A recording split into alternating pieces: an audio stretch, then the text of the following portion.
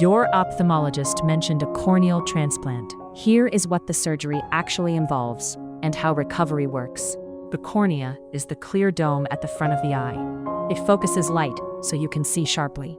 When the cornea becomes scarred, swollen, or cloudy, vision can drop so much that glasses no longer help. Common reasons include keratoconus, Fuchs dystrophy, swelling after cataract surgery, deep scars from infection, or a failed earlier graft. Surgeons replace only the layer that has failed. This makes recovery faster and rejection less likely than with older methods. Doctors choose between full-thickness transplants called PK or partial layer techniques like DALK, DMEK, and DSAEK. The eye is numbed and you stay awake but relaxed. The damaged tissue is removed and healthy donor tissue positioned. In full transplants, ultrafine sutures hold the donor tissue. In inner layer transplants, a small air bubble keeps it attached.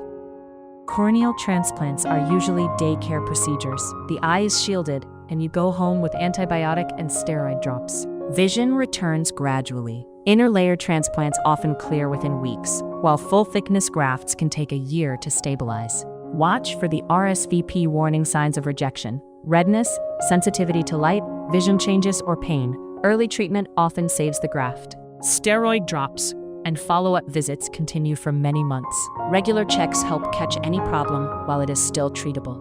Donor corneas often stay clear for many years, sometimes decades, giving most patients good vision for a long time. Did you know?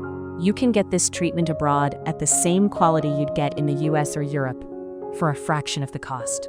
Ginger Healthcare is one of the world's most trusted medical travel companies.